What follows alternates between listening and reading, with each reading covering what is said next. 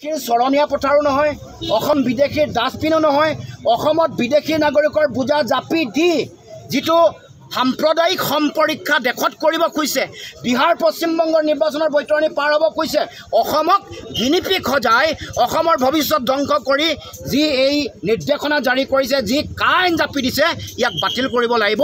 আৰু অসমত কোনো কাৰণতে এই আইন জাপি দিয়াৰ যি কথা এইটো বন্ধ কৰিব লাগিব।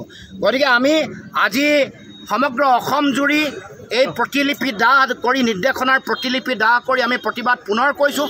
সংখ্যাৰে গাৰ জোৰেৰে দিল্লীয়ে এইখন আইনখন আইনখন আৰু এই নিৰ্দেশনা দুয়োখন তেওঁলোকে জাপি দিছে, কিন্তু অসমৰ ৰাইজে মনা নাছিল, নামানে আৰু ভৱিষ্যতেও মানিব নোৱাৰে। অসমৰ মুখ্যমন্ত্ৰীয়ে কৈছে যে আইনৰ যোগেদি 3গৰাকীয়ে নাগৰিকত্ব পাইছে, 12গৰাকীয়ে আবেদন কৰিছে। কিন্তু মুখ্যমন্ত্ৰীক ক'ব খুজিছোঁ, ৰাষ্ট্ৰীয় নাগৰিক পঞ্জীত কৰ্তন হোৱা 19 লাখ মানুহক নাগৰিকত্ব দিয়াৰ ষড়যন্ত্ৰ কৰি আৰু এই নিৰ্দেশনা আপোনালোকে আনিছে।